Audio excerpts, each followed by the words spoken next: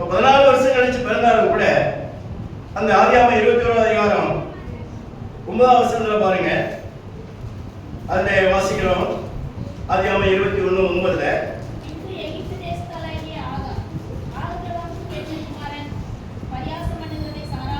இங்க என்ன வாசிக்கிறோம்? பரியாசம் பண்ணாரு யாரு? இஸ்மவேல் வந்து ஈசாக்க பரியாசம் பண்ணாரு. 2 பேரும் ஆகிய ஆபிரகாமுடைய பிள்ளைகள். 14 வருஷம் கழிச்சு என்ன செய்யறேன்னு கேட்டீங்கன்னா, இன்னும் குடும்பத்துல பிரச்சனை. முதல்ல ஆகாருக்கும் சாராளுக்கும், ஆபிரகாமுக்கும் சாராளுக்கும். இப்ப இஸ்மவேல் என்ன செய்கிறான்னு கேட்டால், அந்த மாதிரியாக பரியாசம் பண்ணக்கூடிய ஒரு நிலைமையை அங்கே பார்க்கிறோம். ஆகையினால 10வது வசனத்துல சாராள் என்ன செய்கிறார்? இந்த அடிமை பெண்ணையும் இவருடைய மகனையும் என்ன செய்ய வேண்டும்? புறம்பே தள்ள வேண்டும் என்று சொல்வதை படிக்கிறோம். வார்த்தையை பாருங்க, அடிமை பெண்ணையும் அவள் மகனையும் செய்ய புறம்பே தள்ள, வீட்டு விட்டு வரட்டு. அதுல அவ்வளவு பிரச்சனைகள்லாம் வருகிறது. அடுத்து 11வது வசனத்தில் என்ன வாசிக்கிறோம்? ஆபிரகாமுக்கு மிகவும் துக்கமாக இருந்தது. அந்த மகனை குறித்து சொல்லப்பட்ட இந்த காரியம் ஆபிரகாமுக்கு மிகவும் துக்கமாக இருந்தது. பாருங்க, எல்லாமே போச்சு, அமைதி போச்சு, சந்தோஷம் போச்சு. அந்த மாதிரியாக மிகுந்த துக்கம் உண்டானது என்று தேவனுடைய வசனத்தில். ஆகையினால நம்ம ஆண்டவரையும் சத்தியத்தையும் விட்டு விலகுகிற சமயத்துல, மனம் திரும்பி விடுகிற வேலையில ஆண்டவர் நம்மளை மன்னிக்கிறார், அதில் ஒன்றும் மாற்றம் கிடையாது. ஆனா அதே நேரத்துல நம்ம விளைச்சதா இருக்கணும். பாருங்க, ஆபிரகாமுடைய குடும்பத்துல எவ்வளவு அதனால போராட்டங்கள், அதனால பிரச்சனைகள் என்று நாம் பார்க்கிறோம். காரணம் என்ன? மாம்சத்துக்கு இடம் கொடுத்தது. ஆண்டவருடைய ஆலோசனையை விட்டுட்டு தனக்கு அது சரியா இருக்கு என்று அந்த மாதிரியாக சாராள் நினைத்தது. ஆபிரகாம் அதற்கு மறுப்பு சொல்லாதபடிக்கு அதை ஒத்துப்போனது. இஸ்மவேல் பிறந்தது அவனோட தான் பிறந்தான், அதனால அவன் மூலமா தான் சந்ததி வரும்னு நினைச்சிட்டாங்க. அதனால குடும்பத்திலே எவ்வளவு பிரச்சனைகள். அதனால நம்ம எதை விதைக்கிறோமோ அதைத்தான் அறுக்கணும். இப்ப குடும்பத்துல மாத்திரம் பிரச்சனை இல்லை. இந்த இஸ்மவேலை பற்றி ஆவியானவர் என்ன சொல்றாரு பாருங்க, மறுபடியும் பாருங்க. ஆதியாகமம் 16வது அதிகாரம் 11வது வசனத்திலையும் 12வது வசனத்திலையும் நான் வாசிக்கிற வேளையில ஆதியாகமம் 12வது வசனம் பாருங்க. ஆதியாகமம் 16:12 அவன் துஷ்ட மனுஷனாய் இருப்பான். எல்லாருக்கும் விரோதமாகவும் போதும், மற்றதான் நீங்க படிங்க, நேரம் இருக்கிறதுனால. அவன் துஷ்ட மனுஷனாய் இருப்பான் என்று வேதத்தை படிக்கும். யாரு? இஸ்மவேல். இப்ப குடும்பத்துல பிரச்சனை. இப்ப இந்த இஸ்மவேல் ஈசாக்கினுடைய பிரச்சனை இன்டர்நேஷனல் பிரச்சனை, சர்வதேச பிரச்சனை. ஆபிரகாமுடைய வம்சாவளியில வந்தவர்கள் தான் யாரு? அரபியர்கள். இன்றைக்கு அரபு நாட்டுக்கும் இஸ்ரேல் நாட்டுக்கும் ஓயாத சண்டை. ஆபிரகாமுடைய பிள்ளைகள் தான் 2 பேரும். ஆனா ஆபிரகாம் யாரு? இஸ்மவேல் யாருன்னு கேட்டால் அவன் துஷ்ட மனுஷனா இருப்பான். ஈசாக்கு யாருன்னு கேட்டா அவன் வாக்குத்தத்தத்தினுடைய புத்திரன். எனவே இஸ்மவேலர்கள் தான் இன்னைக்கு இருக்கிற அரபு நாடுகள், அரேபியர்கள். ஈசாக்கு யாருன்னு கேட்டால் யூதர்கள். பாருங்க, அன்னைக்கு ஆரம்பிச்ச போராட்டம் இன்னைக்கு உலகத்தில் நடந்துகிட்டே இருக்கும். இதுக்கு காரணம் என்ன? ஆபிரகாமும் சாராளும் கொஞ்சம் தெய்வத்துடைய வழியை விட்டு விலகினதுனால, தன்னுடைய விசுவாசத்தில் குறைஞ்சதுனால, குடும்பத்தில் மாத்திரம் இல்ல, இன்றைக்கு சர்வதேச பிரச்சனையாக இன்றைக்கு உலகம் முழுவதும் அதை நாம் பார்த்துக் கொண்டிருக்கிறோம். இப்ப நீங்களும் நானும் ஆண்டவருடைய சித்தத்தை விட்டு விலகுகிற சமயத்துல நம்முடைய வாழ்க்கையில விசுவாச குறைவு வருகிற வேளையில அதை என்ன செய்யறது என்று கேட்டால் மற்றவர்களையும் பாதிக்கக்கூடியதாக இருக்கிறது. எனவே ஆபிரகாம் சாராளுடைய தவறு குடும்ப பிரச்சனையாகவும் அந்த மாதிரியான சர்வதேச பிரச்சனையாக மாறி இருக்கிறதை இன்னைக்கு உலகத்திலே நாம் பார்க்கிறோம். அதோடு மாத்திரமல்ல, ஆவிக்குரிய நிலைமையிலிருந்து உண்மையாக இருக்கிறது. கலாத்தியர்கள் நிறுவனம் 4வது அதிகாரத்தை நீங்கள் வீட்டில் போய் படிக்கணும். அதுல 4வது அதிகாரம் 22வது வசனத்திலிருந்து 31வது வசனம் வரைக்கும் அங்கே இஸ்மவேலை பற்றியும் ஈசாக்கை பற்றியும் அந்த மாதிரியாக எழுதியிருக்கிறதை நீங்கள் வாசிக்க முடியும். அதுல ஈசாக்கு யாருன்னு கேட்டால் அவர் வாக்குத்தத்தத்தினுடைய மகனாக இருக்கிறார். அதே போல இஸ்மவேல் யாருன்னு கேட்டால் அவர் மாம்சத்தின்படி பிறந்தவன் என்று அங்கே நாம் தேவனுடைய சட்டத்தை படிக்கிறோம். மாம்சத்தின்படி பிறந்தவன் யார்? இஸ்மவேல். வாக்குத்தத்தத்தின்படி அல்லது ஆவியின்படி பிறந்தவன் யார் என்று கேட்டால் ஈசாக்கு. அதை 28வது வசனத்திலே ஆவியானவர் சொல்கிறார், சகோதரரே நாம் ஈசாக்கை போல வாக்குத்தத்தத்தினுடைய பிள்ளைகளாக இருக்கிறோம். 29வது வசனத்தில் படிக்கிறோம், மாம்சத்தின்படி பிறந்தவன் ஆவியின்படி பிறந்தவனை அப்பொழுது துன்பப்படுத்தினது போல இப்பொழுது என்ன செய்கிறது? நடந்து வருகிறது. விசுவாசனுடைய வட்டாரத்தில் இஸ்மவேலை போல கிறிஸ்துவினாலே மறுபடியும் பிறந்திருந்தாலும் ஆவிக்குரிய வளர்ச்சி, ஆவிக்குரிய முன்னேற்றம், விசுவாசத்திலே ஸ்திரத்தன்மை இல்லாதபடினாலே மாம்சத்தின்படி பிறந்தவர்கள் ஆவியின்படி பிறந்தவர்கள் என்ன செய்தார்கள்? அப்பொழுது துன்பப்படுத்தினது போல இப்பொழுது என்ன செய்கிறார்கள்? துன்பப்படுத்தி வருகிறார்கள். குடும்பத்தில் பிரச்சனை, சர்வதேச பிரச்சனை, இப்ப ஆவிக்குரிய பிரச்சனை. ரட்சிக்கப்பட்டவங்க தான், ஆனா வசனத்துக்கு கீழ்ப்படியதில்லை. ஆண்டவர் சொல்லுகிற மாதிரி காரியங்கள் செய்கிறது இல்லை.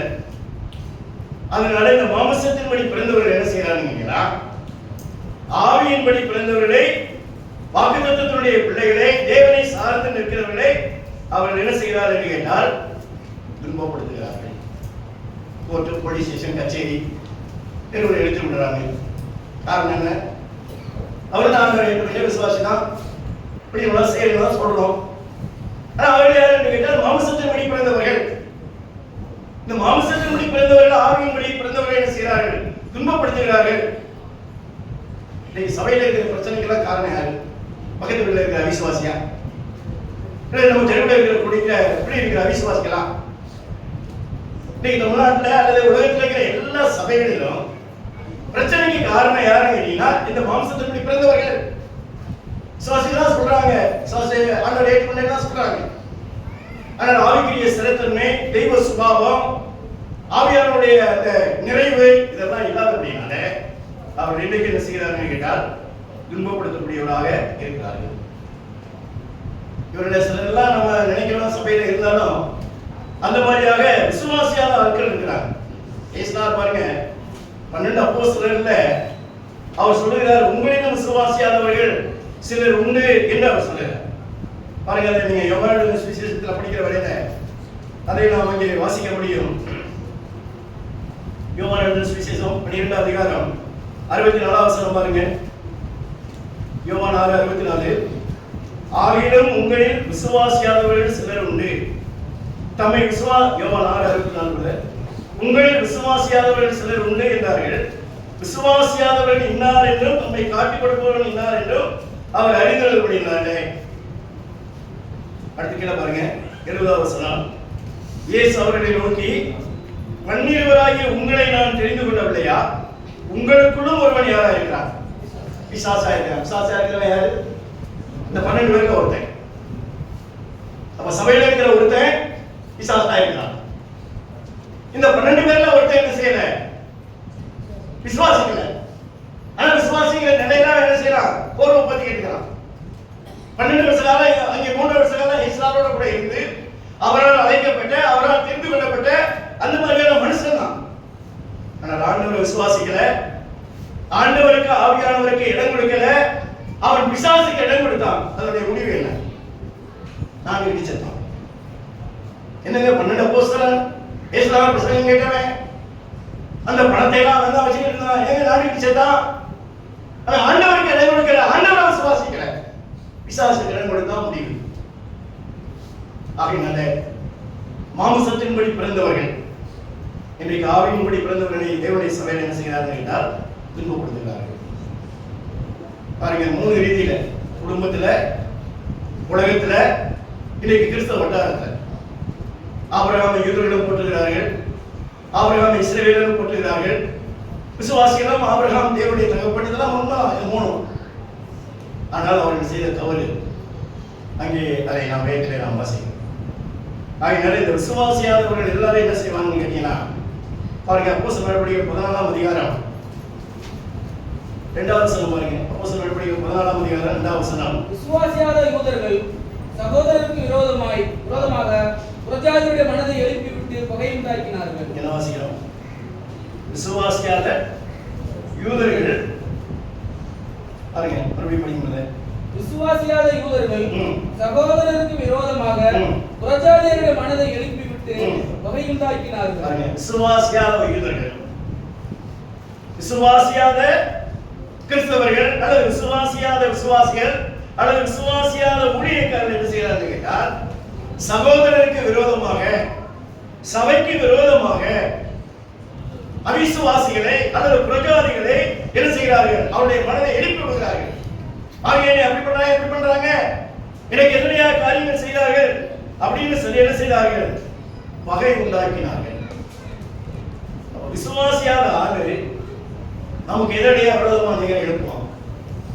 அந்த மாதிரியாக பகை உண்டாக்குவார்கள்.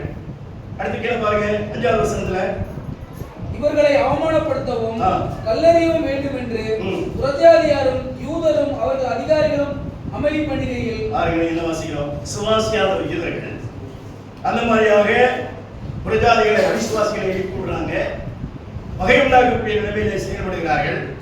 5வது வசனத்தில் என்ன வாசிக்கிறோம் என்று கேட்டால் அவமானப்படுத்தவும் அவர்களை கண்டறியும்படியாக தூண்டி விடுகிறதெல்லாம் யாரு?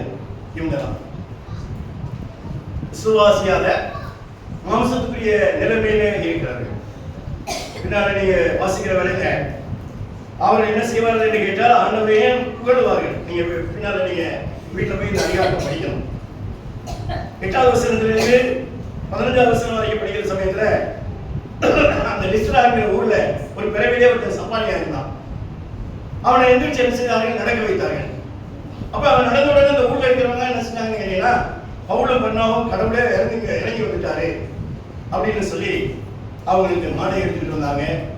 பலி செலுத்துவதற்காக அந்த மாதிரியாக என்ன செய்தார்கள்? மிருகங்களை பிடித்துக் கொண்டு வந்தார்கள். அதெல்லாம் பயன்படுத்தி பாருங்க, இப்ப அற்புதத்தை கண்டவர்கள் அந்த மாதிரியாக தேவனே அந்த மாதிரியாக ஐயோ சப்பான் நடந்துட்டானே, அதனால இவர்கள் யாரு? பவுலும் பர்னாவும் இவர்கள் தேவர்கள் என்று சொல்லி மாடையும் பணியும் அந்த மாதிரியாக கொண்டு வருகிறார்.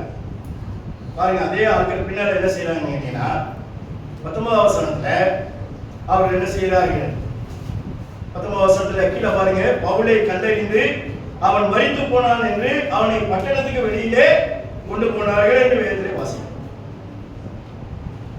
8வது வசனத்திலிருந்து 15வது வசனம் வரைக்கும் தேவனே என்ன செய்கிறார்கள் என்று கேட்டால் துதிக்கிறார்கள். தேவ வேணா எதிர்த்து நடந்துட்டானேன்னு.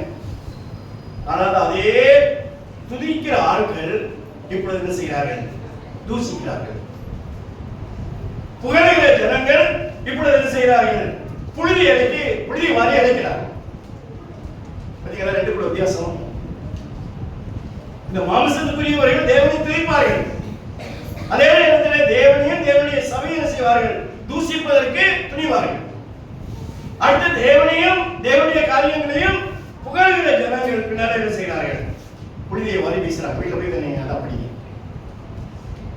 ஆபிரகாமுடைய தவறு ஆவிக்குரிய நிலைமையில் என்ன செய்கிறதுன்னு கேட்டால் அநேகரே அந்த மாதிரியாக பாதிக்கிறது. அதனால இன்னைக்கு சபைக்கும் விசுவாசிகளுக்கு என்னடையா விரோதமாக இடம் வருது RSS, BJP, இந்து முன்னணி அவர்கள் அல்ல, உள்ளூர்ல இருக்கிற நம்ம. ஆண்டவருக்கு பிரச்சனைக்குரியவர்கள் யாருன்னு கேட்டீங்கன்னா நம்ம ஆண்டவருடைய நாமத்தை தெரிவிச்சிருக்கிறோம், ஆண்டவரை புகழுகிறோம், ஆண்டவரை அது மாதிரியாக போற்றுகிறோம். ஆனால் இதே ஆட்கள் தான் இந்த காரியங்களை செய்கிறதை நாம் வேண்டிய வாசிக்கிறோம்.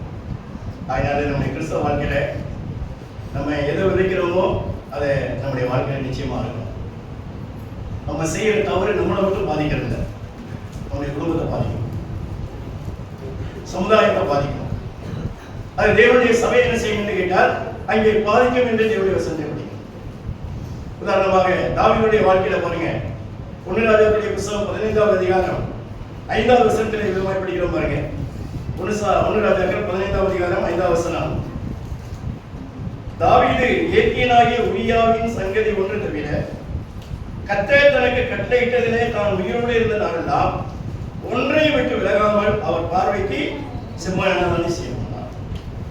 பாருங்க, இந்த வசனத்தில் என்ன படிக்கிறோம்? தாவீது உயிரோடு இருந்த வரைக்கும் ஒன்றை கூட விட்டு விலகல, அவருடைய பார்வைக்கு செம்மையானது செய்யும். ஆனா என்ன இருக்கு? உரியாவின் சங்கதி தவிர, உரியாவின் சங்கதி ஒன்று தவிர. நம்ம நல்லவர் தான், ஆனா இந்த காரியத்துல அவருடைய தவறு பாருங்க, அதை எழுதியிருக்கு. உரியாவின் சங்கதி ஒன்று தவிர. அதனால நம்முடைய வாழ்க்கையில் நம்ம செய்கிற தவறு ஒரு பிளாக் மார்க் ஆகும், அது ஒரு சிவப்பு கூடாக மாறிவிடும். அதனால நம்ம உண்மையில் உள்ளார். எனவே ஆபிரகாமும் சாராளும் தவறு செய்த வரையில ஆண்டவர் தவறை மன்னித்தார். அவர்கள் மண்ணென்று நினைவு கூர்ந்து அவர்களை ஏற்றுக்கொண்டார். ஆனால் அதனால் ஏற்பட்ட விளைவை அவர்கள் அறுக்க வேண்டியதாக இருந்தது. அதை 16வது அதிகாரத்தில் நீங்க இப்ப போய் தியானம் பண்ணி அடுத்து நம்ம வாசிக்கிற வேலையில 17வது அதிகாரம் ஆரம்பிக்கிற வேலையில அந்த உணவசனத்தை படிக்கிறோம். அது நம்ம 17 பாருங்க. ஆபிரகாம் 99 வயதான போது கர்த்தர் ஆபிரகாமுக்கு தரிசனமாகி, நான் சர்வ வல்லமையுள்ள தேவன், நீ எனக்கு முன்பாக நடந்து கொண்டு உத்தமனாயிரு. மேல 16வது வசனம் பாருங்க. ஆகார் ஆபிரகாமுக்கு இஸ்ரவேலை பெற்ற போது ஆபிரகாம் 86 வயதுள்ளவனாக இருந்தார் என்று வேதத்திலே வாசிக்கிறோம். ஏன் ஆவியானவர் எழுதி வச்சிருக்கிறார்? 99 வயசு 86 வயசு, அப்ப கிட்டத்தட்ட 13 வருஷம். அப்ப தெய்வத்துக்கும் ஆபிரகாமுக்குள்ள தொடர் 99 மேல 86, 99ல 86 கழிச்சீங்கன்னா 13 வருஷம். இப்ப இஸ்மவேல் பிறந்ததுக்கு பிறகு ஆபிரகாம் தைரியமா தேவனோடு கூட தொடர்பு கொள்ள முடியல. ஆபிரகாமுக்கும் அந்த மாதிரியாக தேவனுக்கு இருக்கிறதான அந்த தொடர்பு அந்த மாதிரியாக பாதித்தது. இப்ப 99வது வயசுல சுமார் 13 வருஷம் கழிச்சு தெய்வம் என்ன செய்கிறார்னு கேட்டால் ஆபிரகாமோடு பேசுகிறார். என்ன பேசுகிறார்? 1வது வசனம், நான் யாரு? சர்வ வல்லமையுள்ள தேவன். நீ என்ன செய்ய வேண்டும்? எனக்கு முன்பாக நடந்து என்ன செய்ய வேண்டும்? உத்தமனாய் இருக்க வேண்டும். ஆபிரகாம் சாரா சொன்னான்னு கேட்ட இல்ல பிறந்தான், அதனால எவ்வளவு பிரச்சனை. அதனால இப்ப நான் யாருன்னு கேட்டீங்கன்னா, நான் சர்வ வல்லமையுள்ள தேவன், என்னைய நம்பு, என்னுடைய வல்லமையை நீ நம்பு. அதோட மாத்திரமல்ல, நீ என்ன செய்? எனக்கு முன்பாக, நீ எனக்கு முன்பாக. குடும்பத்தில் புருஷன் மனைவியா இருந்தா குடும்பத்தை சொல்லல, பிள்ளைகள் இருந்தாலும் நீ தனிப்பட்ட நிலைமையில யாருக்கு முன்பாக? தேவனுக்கு முன்பாக உத்தமனாயிரு என்று சொல்லி தேவன் அந்த மாதிரியாக சொல்கிறதை நாம் ஏற்கனவே. உத்தமனாயிரு என்று சொன்னால் குற்றமற்றவனாக இரு. பாவமில்லாத நிலையில ஒரு குற்றமில்லாத வாழ்க்கை, ஒரு குற்றச்சாட்டப்படாத வாழ்க்கை, ஒரு நிறைவான வாழ்க்கை, ஒரு பரிபூர்ணமான வாழ்க்கை. என்ன சொல்றேன்னு சொன்னா, உண்மையுள்ளவனாயிரு, நீ அந்த மாதிரியாக உத்தமனாக இரு என்று ஆண்டவர் அங்கே சொல்கிறதை வாசிக்கிறோம். ஆண்டவர் நம்மிடத்தில் எதிர்பார்க்கிறது என்று கேட்டால், ஆபிரகாம் இந்த விஷயத்துல என்ன இல்லை? உத்தமம் இல்லை. உத்தமமும் நேர்மையும் அது மாதிரியாக உண்மையும் ஆபிரகாமுடைய வாழ்க்கையில் இல்லாம போச்சு. அதனால ஆண்டவர் மறுபடியும் சொல்றார். 14வது அதிகாரம் முடிஞ்ச பிறகு, இஸ்மவேல் பிறந்ததுக்கு பிறகு 17வது அதிகாரத்தில் ஆண்டவர் சொல்றார். ஆகையினாலே நம்ம ஆண்டவருக்கு எப்படி இருக்க வேண்டும் என்று கேட்டால், உத்தமமாய் இருக்க வேண்டும். கிறிஸ்தவ வாழ்க்கையில் ஆண்டவர் எதிர்பார்க்கிறது உத்தமம் தான். நம்ம ஒரு வேலை சொல்லலாம், உலகம் ரொம்ப மோசமா இருக்கு, இந்த காலத்துல நான் மாத்திரம் எப்படி உத்தமமா இருக்க முடியும்? நீங்க ஆதியாகமம் 6ஆம் அதிகாரத்தை படிக்கிற சமயத்துல நோவாவை பற்றி வாசிக்கிறோம். நோவா தன் காலத்திலே இருந்தவர்களுக்குள்ளே உத்தமனும் அங்கே நீதிமானுமாய் இருந்து தேவனோடு சஞ்சரித்தான் என்று 9வது வசனம் எழுதியிருக்கு. ஆதியாகமம் 6:9. அந்த வசனத்துல தன் காலத்திலே இருந்தவர்களுக்குள்ளே, நோவா காலத்துல எப்படி இருந்தாங்கிறத நீங்க முதல் 8 வசனத்துல படிக்கணும். அவ்வளவு மோசமான அந்த உலகத்துல அவன் என்ன செய்தான் என்று கேட்டால், உத்தமனாக இருந்தான். ஆண்டவர் ஆபிரகாமை பார்த்து சொல்லுகிறார், நீ எனக்கு என்ன செய்? உத்தமனாக இரு. அடுத்து நீங்க பைபிள்ல காலேபை பற்றி படிக்கிற வேளையில, என்னாகும் 14ஆம் அதிகாரம் 24வது வசனத்தை வாசிக்கிற வேளையில, காலேப் என்ன செய்தார் என்று கேட்டால், தேவனை உத்தமமாய் பின்பற்றினார் என்று எழுதி. நீங்க என்னாகும் 14ஆம் அதிகாரம் யோசுவா அதெல்லாம் வாசிக்க வேண்டாம். என்னாகும் 14, யோசுவா 24, 14 இதெல்லாம் படிக்கிற சமயத்துல யோசுவாவும் காலேபும் தவிர வேற யாரும் என்னை உத்தமமாய் பின்பற்றவில்லை என்று பைபிள் எழுதியிருக்கு. அதெல்லாம் எடுத்து வாசிக்கிற நேரம் பாருங்க, 6 லட்சம் ஆம்பளைகள்ல மோசே கூட எத்தனை உத்தமமா பின்பற்ற ஒரு லீடர்.